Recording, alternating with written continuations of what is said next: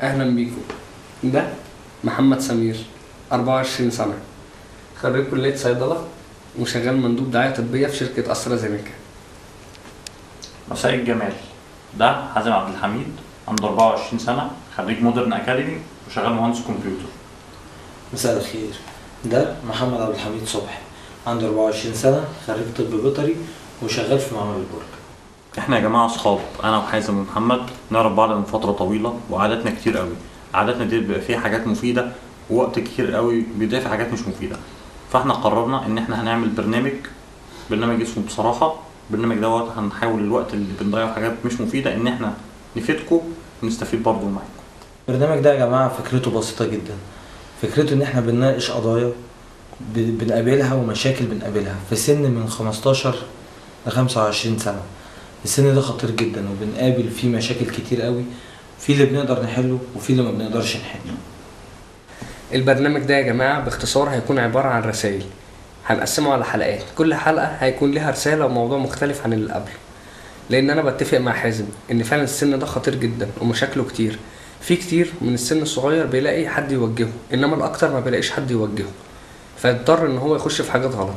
احنا ان شاء الله هنحط ايدينا في ايدين بعض وفي ايدين الصغير وفي ايدين الكبير، وهنوصل رسائلنا بشكل بسيط بحيث ان يفهموا جميع الاعمار، جميع المستويات، جميع الثقافات. ان شاء الله تابعونا هتتبسطوا معانا. المواقف يا جماعة اللي احنا بنتحط فيها ديت بيبقى قدامنا فيه اختيارات. في خيار ممكن يطلعنا 7 سما، وممكن خيار ينزلنا 7 أرض، وممكن يغير حياتنا تماما. فاحنا في البرنامج دوت هنتكلم عن قضايا كتير قوي وهنتكلم فيها بجرأة، مش هنتكسف من اي حاجة. اكيد في حد من اللي بيتفرج علينا دلوقتي كان بيحلم ان هو يبقى جان في فيلم او في برنامج او في مسلسل. يا جماعه ده مش هدفنا، احنا لا هدفنا لا شهره ولا اننا نعمل حاجه تلفت النظر. احنا كل هدفنا ان احنا نفيدكم، وان شاء الله يعني تستفيدوا مننا وتتابعوا حلقاتنا، ولو ما استفدتوش بيها على الاقل تتبسطوا بيها. ويا جماعة نص الطريق لحل المشكلة هو انك تبقى عارف فعلا ان في مشكلة وتعترف بيها. احنا المشاكل دي قابلتنا في المرحلة السنية دي واعترفنا بيها، عشان كده بنحاول نرشدكم ليها ونحلها مع بعضينا ان شاء الله. مواضيعنا هتكون كتيرة ومختلفة، هنتكلم في كل حاجة. هتقول لي زي ايه؟ هقول لك كل حاجة، كل يشغل دماغنا. احنا كشباب انا صريح معاك، بنفكر في بنات، بنفكر في مخدرات، شغل، ايام المذاكرة، كل حاجة، السياسة، الحكومة، الظلم اللي احنا بنشوفه، مواقف بنتعرض لها هنعرضها معاكم وهتفرجوا عليها وهنناقشها مع بعض. ورأيي عشان ما نطولش عليكم تيجي نشوف اول حلقة. يلا نشوف الحلقة. تقول يا حازم؟ يلا يا باشا. يلا يا معلم.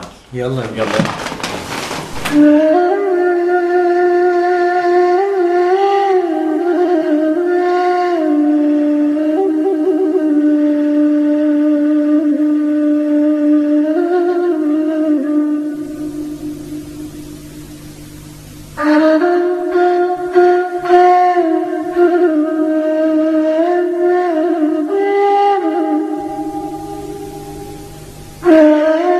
المحظوظة اهو. الله حلو الربع جاي.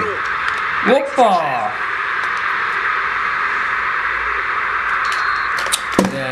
ده ادائك ضعيف يا سمير. يا عم انت اللي محظوظ جدا والله. ادائك ضعيف، انت محظوظ جدا جدا جدا والله. 3-0 حظ والله، حظ. قطعتك ده يا عم. انا طلعت عين امك والله العظيم حظ وحياطه. انت بص ما عندكش غير اللعبه. انت حظك يعني معايا. انت بتلعب بص كل لعبك ميسي ومن الجنب. 3-0. طب العب تاني يا معلم، العب تاني. لا خلاص قلبك ابيض، ادام خسرت خلاص كل شويه اقعد اعلم عليك يعني. لا يا طب انا امبارح غلبك يا معلم. يوه امبارح بقى اول امبارح، احنا ولاد النهارده. طب العب تاني. لا طب ما تلعب تاني يا عم، اديني فرصتي. يا عم انا العب واحد لعيب، العب واحد زي حازم. تلعب يا حازم؟ لا يا عم، لا حازم ولا غير حازم. ده إيه كده يتقفل كده. انا اتخنقت. احنا قاعدين يا عم. انا اتخنقت. طب ماشي، ما احنا قاعدين بس. خفت ولا ايه؟ خفت تيجي تلعب؟ لا يا عم ما خفتش. هنقعد والله هنقعد بقى، وانا عملت فيك امبارح وانا خليت فيك النهارده والكلام بتاع كل يوم ده. فوق انا اتخنقت يا عم. شوفوا اي حاجه ثانيه. طب هتعملوا ان شاء الله؟ والله اي حاجه انا معاك. تشربوا حشيش؟ يا عم يا سمير انت عارف احنا مبطلينه بالعافيه يعني. هتيجي ترجعنا ليه تاني؟ تشطن يعني الدماغ ما بتفتحوش على سجاره خالص. بس ممكن تجيب الحاجات اللي تحضر السيجاره، يعني تجهيزات السيجاره. طب تنزلوا تخرجوا؟ ايه يا عم احس انا بقى نقعد نلبس ونقلع وننزل. وهنروح فين ما احنا لابسين؟ المفروض يا احنا متجمعين عشان نخرج اساسا، انا هنقضي الليل كله بلاي ستيشن. طب ما اقول لكم انا جات لي فكره حلوه، ما تيجي نخليها خروجه بيتوتي كده، نخرج في البيت يعني. طب اقول لك يا سمير، معكش نمره واحده؟ معايا يا معلم. واحده ايه؟ منين؟ دي واحده كانت معايا في الكليه كبير، اسمها فاطمه، بس قمه في الادب والاحترام بصراحه.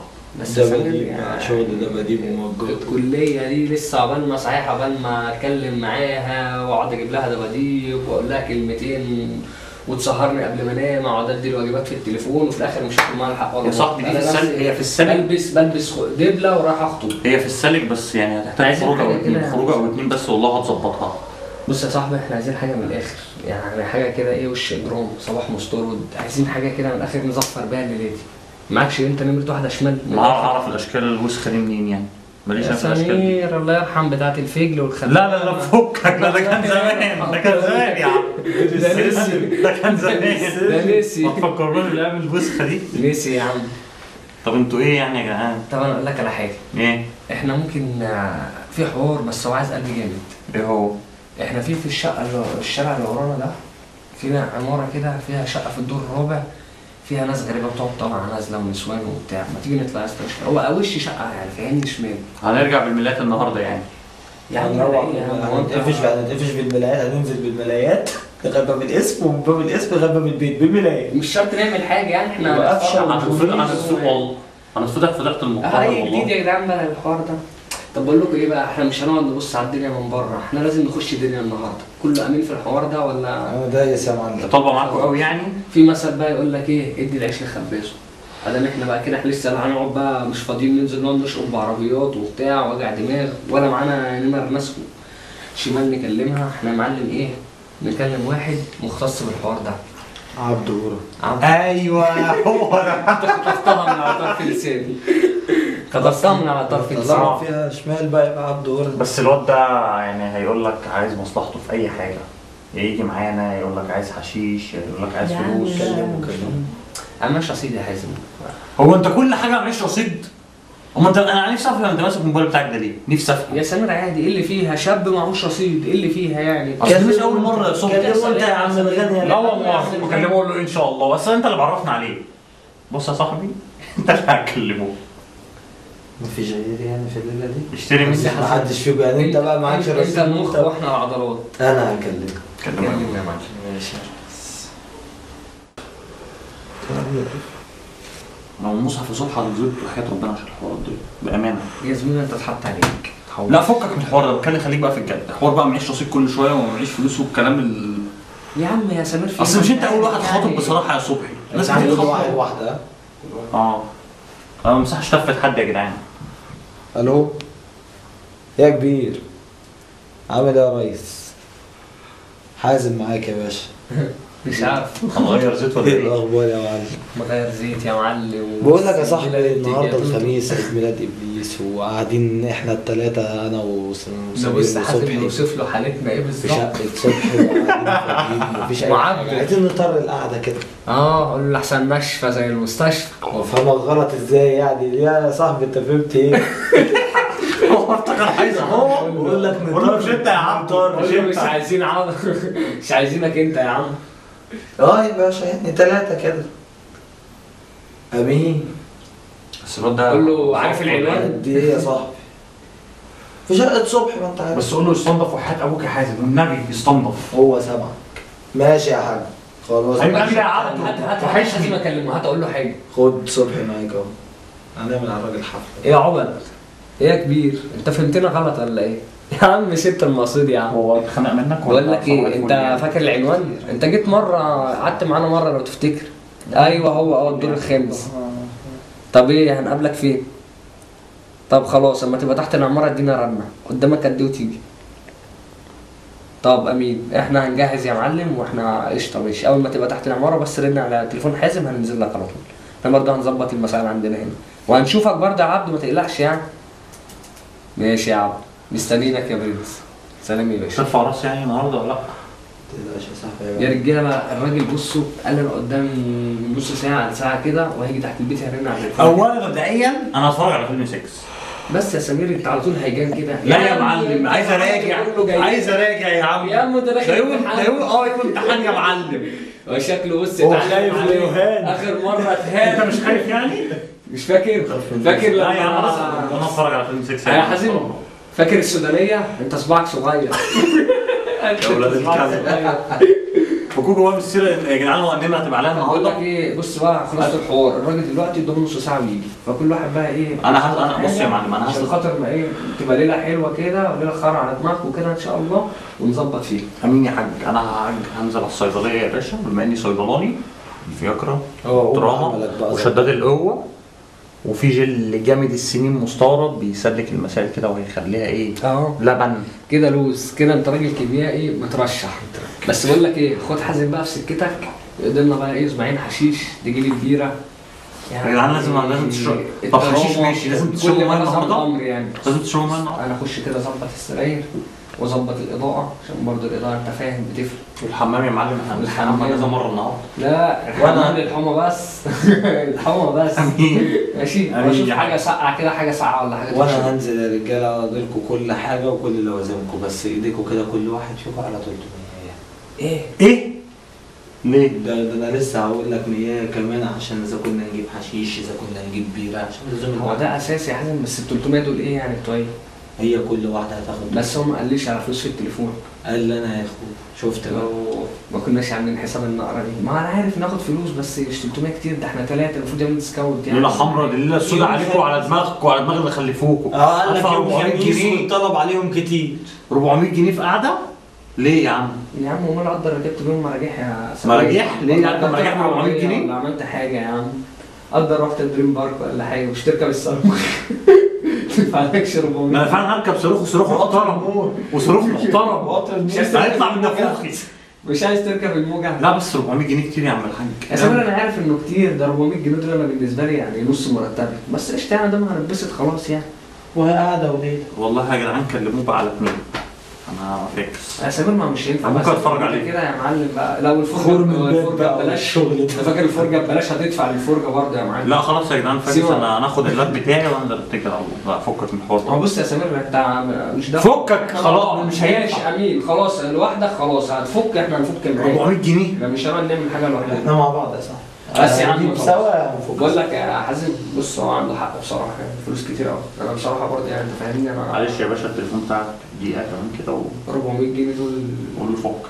كتير يعني. بس انت كده بتصغرنا مع الناس يا سمير. طب ما يهزهاش شويه، نحاول نهزها معاه شويه. يا عم لا كلمنا خلاص يا عم سمير، هو انا عارف دماغه وسخه، انا قفشت خلاص. احرجونا بقى على الحاج. يا عبد الغرام. في حاجه شغل كده وتصغرنا وطلعنا عيال. الحاج عبد الغرام. يا عم انت جدعان مالك كتير، لا يا عم كلمه. ولا انت اصلا خايف من الحريم، ولا انت صباعك صغير، ولا انت في ايه بالظبط يعني؟ لا خلينا مش نشوف شايف كده. حاجه. يعني عملنا لك ديسكاونت، طيب ايه رايك؟ ممكن يعني يجي. طب بص يا حازم، قول له كده ينفع الواحده تاخد 290 بدل 300؟ مرضي يا عم سمير؟ كده مرضي يا معلم. يا جماعه، في حد ممكن يدفع فلوس في حاجه زي كده؟ اه في، ده بلدك كلها كده يا سمير، وبعدين انت لسه كنت هتدفع اهو دلوقتي. على رايك يا عم الحاج. بس هل يا جماعه المشكله ديت تفتكروا ايه سببها؟ ليها اسباب كتير يا سمير، يعني مش سبب واحد. اسباب كتير، ممكن تاخر جواز، ممكن فضا، ممكن فلوس، ممكن حاجات كتير. ممكن قلة تربية. اكيد قله التربيه ممكن طبعا. قلة أدب. قلة الأدب برضه ليها دور. طب وانتوا ايه رايكم يا جماعه في الموضوع ده؟ لا الرأي إن هو منتشر قوي وبقى موجود في وسط الشباب، يعني ما أقولكش ده بقت الخروجة بتاعتهم دلوقتي. مش في نركب خيل؟ دي بقى الخروجة التانية. سوي ايه وتدريجي. آه. يعني الأول فكر يجيب بنات، بعد كده فكر في حشيش، بعد كده فكر في خمر. كل المعاصي بتتعمل في قعده واحده بالظبط. وبعد كده ممكن تجيب معاصي تاني، ممكن لا. تقتل وممكن تسرق وممكن تعمل أي حاجة عشان خاطر الحوار ده. اللي يعمل واحدة يعمل الكل. لو اتمكن منك الحوار ده ممكن تعمل أي حاجة علشان. المشكله ان الواحد بعد كده بقى مدمن الموضوع، فما بيقدرش يبطله. حقيقي. مره في الثانيه في الثالثه واحد اتعلم مثلا الخمره او الحشيش في قعده زي ديت، ممكن بعد كده يكمل في السكه دي لوحدها من غير بنات. اصل اجيب منين 300 جنيه الواحده كل يبقى 50 جنيه سكر رايح سكر بالظبط. ولا ازازه بيره ب 12 جنيه وتعشت على كده. على ايه يا عم الكلام ده كله حوار فاكسانه يا جدعان. ده بص يعني انت لو بصيت لها برضه احنا باصين ان هو الموضوع بيعمل ايه؟ بيدفع كام عشان خاطر هيتبسط قد ايه؟ بيتبسط ليله واحده، ليله حمراء بيقضيها بتبقى ليله سودا في الاخر وهو عارف عواقبها ايه. فقر وبيجيب الفقر بتجيب الفقر وتجيب امراض وتجيب نحس وتجيب كفايه لو لا قدر الله حصلت فضيحه ولا حاجه كفايه. لا ولا الشاب ال 25 سنه ولا 20 سنه اللي بياخد له الفياجرا. حقيقي شفتها كتير. تلاقي شباب لسه سنها صغير. هي صراحه موضوع يعني انا بستغرب له جدا والله. المفروض الموضوع دوت بيبقى للناس اللي عندهم عجز جنسي. واحد مثلا بقاله 20 30 سنه بيشرب سجاير، بياكل اكل مش مظبوط، بيبقى الكوليسترول عنده عالي، مفيش رياضه، كل الحاجات دي بتؤدي بيبقى في مرض مؤدي لانه ياخد الادويه دي بالظبط. مش اي حد ياخد اي دواء عشان بس يعمل ليله حلوه أكيد. والبنت تطلع تقول ده حصان كمان. بالظبط كان عرباني. انت في شغلك في الصيدليه سمال قبلك شباب من كده دخلوا كتير جدا لدرجه لا تتخيلوها. الشاب يبقى عنده 22 و23 سنه واصحابه جايين عايزين يصبحوا عليه في دخلته، يجيبوا له حاجه زي كده. دخلته بقى اللي هي دخلته فرحه. فرحه. لا اول يوم ليه في الدنيا ايا كان بقى هو بياخد كده بياخد كده ايا كان هو خد على كده اتعود. تمام.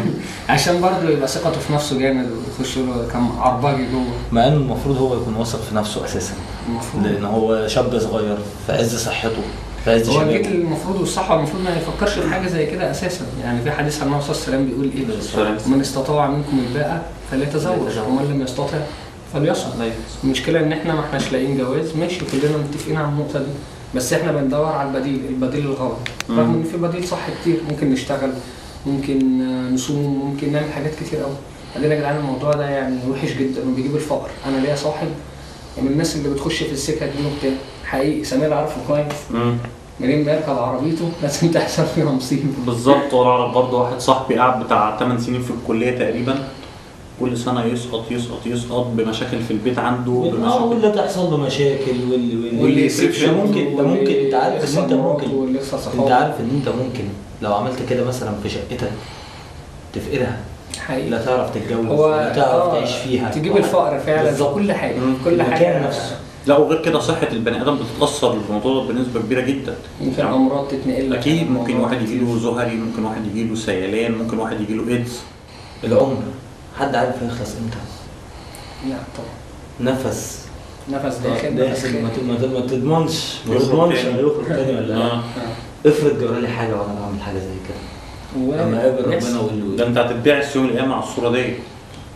تخيل يعني البشر دي كلها امة لا اله الا الله تتفرج عليها ولا كده. هو نعم كل واحد هيبقى مسحول طبعا في المصيبه اللي هو فيها، بس برضه الى حد ما يبقى كله هيبقى مبعوث على كده.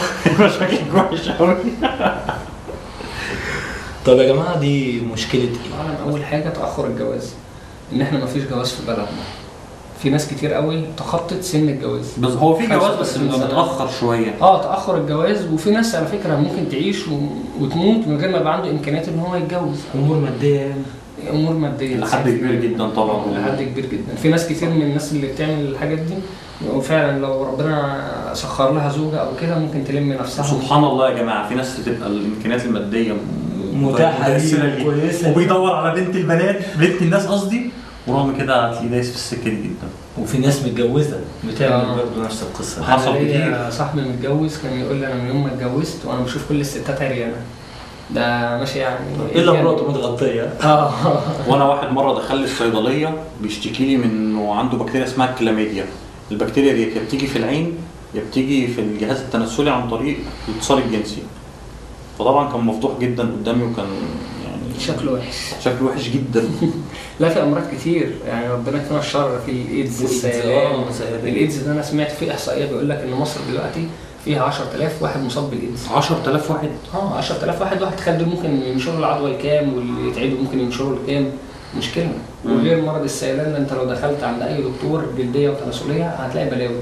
السيلان ده هتلاقي للركب والزهري. امراض كتيره جدا اكيد. وبتعمل مشاكل قدام. والناس اللي عندها دوالي والناس اللي عندها اعتقد ان الموضوع انت عارف بقى انت عارف يا خلاص محمد ان في ناس فعلا عارفه نفس الكلام اللي احنا بنقوله ده، ومع ذلك مكملين في نفس الطريق اللي هم ماشيين فيه. وعارفين كل العقد دي كلها. هل ده يا جماعه يعني قله دين؟ ما في ناس ربنا ناس بعيده عن ربنا للدرجه دي، لدرجه ان هم حتى ما بقوش بيخافوا من ربنا، في ناس عارفين ان ربنا يقدر يعمل انا فيهم عايز كده. اضيف لك حاجه حازم من الموضوع ده، نقطه حلوه.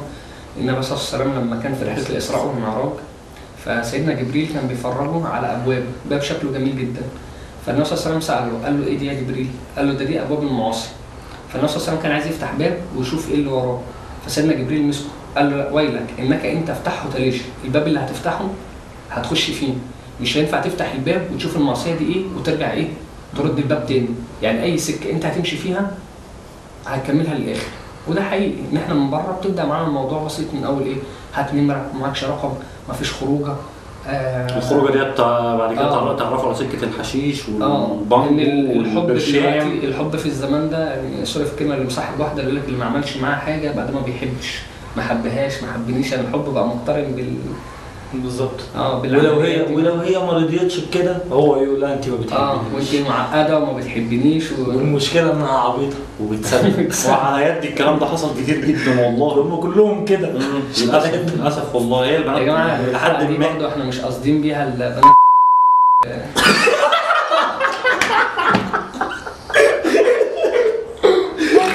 جماعه احنا الموضوع ده مش قصدنا منه البنات اللي مش كويسه بس، احنا قصدنا انه في بنات بيبقوا بنات ناس جدا من عائلات، ومع ذلك برضه بتخش في علاقات مع شباب تحت اسم الحب، تحت اسم الجواز، تحت اسم احنا بنتكلم عن الموضوع عامه، مش شرط الموضوع اللي انت تروح تدفع فيه فلوس عشان خاطر تجيب واحده او كده، لا هو الموضوع ان جنرال. اللي هو يطلع لك واحد يا معلم يتفرج على الفيديو ده يقول لك بس انا ما بدفعش فلوس. طبعا لا الموضوع مش كده. نتكلم بدون الموضوع عامه في العلاقات الجنسيه المسروقه، العلاقات المسروقه اللي هو انت حاجه غريبه جدا ان انت تلاقي ولد عنده 16 سنه وبنت عندها 15 سنه هربانين من المدرسه، تعدي تلاقيهم واقفين على سور الازهر بارك على كورنيش واقفين كده يشربوا حاجه نازلين تفعيص في بعض تحت شجره في بير سلم. فبقى الموضوع خطير جدا وملفت للنظر، حاجه ما يتسكتش عليها بصراحه. لازم ندي الناس دي رسائل عشان خاطر يعني اقل حاجه نقولها لهم ان انتوا حجتكم عندنا بطلت وعند ربنا كمان بطلت. فاحنا كلمتين هنقولهم من وجه الله ليكم، هنوجه رسائل يا ريت تسمعوها وتستفيدوا منها. يا جماعه الرساله الاولانيه بنوجهها للاهل، لازم يبقى في لغه للحوار بين الاهل والولاد، ولازم يبقى في نوع من الصداقه بين الاب والام من ناحيه والابن او البنت من ناحيه ثانيه.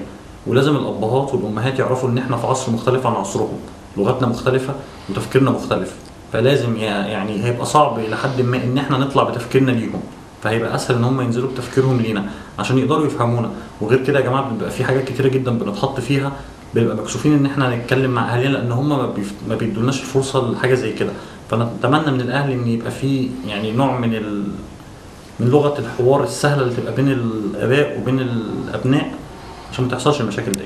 في نوع من الثقه المتبادله بين الاب والام من ناحيه وبين الابن من ناحيه، لان في بعض الامور ممكن الابن يتعرض لها ويبقى مكسوف ان هو يتكلم مع ابوه وامه فيها، فيضطر ان هو يتكلم مع اصحابه اللي هو ما بيتكسفش منهم، وفي الاخر يعني يدوله نصيحه ما تبقاش كويسه فيعني يعمل حاجه غلط اكبر. رقم 2 للشباب، يا ارجل شباب في الدنيا، يا اللي الرسول عليه الصلاه والسلام قال انكم خير اجناد الارض، ما هو الجنود دول هم دول الشباب، يا اللي قمتوا باعظم ثوره في العالم. ما ينفعش يبقى تفكيرك حتى بعد الثوره هو تفكيرك قبل الثوره، في بنت، في مخدرات، في كاني، في ماني. ما ينفعش الكلام ده. لازم تفكيرنا يتطور زي ما بنحاول نطور في بلدنا نفسها. انت ممكن يكون ليك اخت، ممكن يكون ليك بنت، اللي بتعمله ده هيترد لك فيها لو ترضى لها كده يبقى اعمل اللي انت عايزه. الرسول عليه الصلاه والسلام قال افعل ما شئت فكما تدين تدان. هيقعد لك وهيحصل لك وهتعاني من اللي انت عملته في شبابك، في عز شبابك، في عز كبرك، ويا عالم يكون فيك صحه تقدر تتصرف او ما تتصرفش. هتكسب ايه لما تضيع مستقبلك؟ هتكسب ايه لما تضيع كليتك؟ هتكسب ايه لما الفقر اللي هيحل عليك؟ بيفكر يعمل اي علاقه مع اي بنت، دور على العلاقه الكويسه. صدقني لو دورت على العلاقه الوحشه هتلاقيها هي اوحش منك وهتعاملك على الاساس ده. دور على العلاقه الكويسه، دور على الحب. احنا فقدنا حب وفقدنا كل يعني القيم الحلوة اللي موجودة والحب اللي موجود في الوقت ده بسبب العلاقات دي. عايزين ننهي على الكلام ده ونرجع تاني للزمن الحلو، زمن الحب، زمن الوفاء، زمن الاحترام والأدب. مش عايزين نفضل نستمر كده حتى بعد ثورتنا العظيمة اللي عملناها. الرسالة الثالثة دي يا جماعة احنا بنوجهها للبنات. مش عايزين البنات تقلق مننا. البنت دي في أول الكلام هي أختي وأمي وبنتي وجارتي، يعني ما هياش كائن غريب عني. أنا عايز أقول لكم حاجة بسيطة. انتوا دلوقتي يعني مقفرين في نفسكم قوي، جيابكم في الطالع، بلوزاتكم في النازل، البناطيل بقت ضيقة. كل ده بيشغل من دماغنا كتير وبيخلينا بنقعد نبص لكم وما نركزش معاكم. هقول لك على حاجة، ثقي تماما ان انت ممكن تاخدي عينيا، عينيا ممكن تروح معاكي، او عايز امارس معاكي حاجة، او اخش معاكي في علاقة غلط، بس انت مش هتقدري تاخدي قلبي. انا عمري ما هستفيد اي حاجة من ايد حلوة بس ايد حرامية مثلا، او شفايف جميلة بس جواها لسان كداب، او جسم جميل جدا ما اقدرش اقاومه بس خاين مش ليا. لازم يكون في ثقة، لازم يكون في صراحة، ولازم يكون في صدق. لازم اللي ارتبط بيها دي تكون ليا لوحدي، ولازم انت كمان اللي ارتبطتي بيه يكون ليكي لوحدك. زي ما انت ما ترضيش ان هو يخونك، انت كمان ما ينفعش تعملي حاجة زي كده. في بنات مش كويسة كتير ممكن تبقى خارجة وتعرضت انا الموقف ده وتقول لك ايه، انا رايحة الشغل. شغل ايه؟ وتقول لك انا لازم ادي الشغل عشان يديني. هتدي الشغل ايه؟ وهتدي له بايه؟ وهتاخدي منه ايه؟ طب اقول لك على حاجة، اما يبقى عندك 40 او 50 سنة واما جلدك يكرمش واما شعرك ابيض واما جمالك يروح، هتعملي ايه ساعتها؟ هتروحي لمين؟ هتلفتي نظر مين؟ كسبت انت ايه بقى ساعتها؟ كل اللي بنيتيه في عمرك كله هيطلع عليكي في العمر ده. كل اللي هتزرعيه هتحصديه في السن ده. واخر حاجه هقولها لك، مش هقول لك لو ليكي زوج او لو ليكي اب او لو ليكي اخ، لا، لو ليكي ابن ترضي ان تطلع له واحده زي كده تعفرته وتشقلبه، تخليه يسيب كليته او يسيب دراسته او ان هو يخش في علاقه مش مشروعه؟ ترضي ان انت تشوفي ابنك بالصوره دي؟ ترضي ان انت تشوفيه تعبان وممكن يخش في علاقات جنسيه محرمه وممكن كل ده بسبب ايه؟ يا جماعه اتقوا الله. احنا عايزين يعني نبقى احسن من كده، عايزين بلدنا تطلع قدام. انت جوهره مصونه، صدقيني مالكيش غير بيتك. ممكن تشتغلي عشان ما تقوليش ان انا ضد الشغل، بس لازم يكون في فواصل، لازم يكون في حدود، لازم يكون في احترام. هو ده اللي ناقصنا. يا رب ان شاء الله تستفيدوا معايا. ويا جماعة هي دي كانت رسالتنا النهاردة، وأتمنى بجد إن هي تكون مست وتر جواكم. بس خلاص. سلام.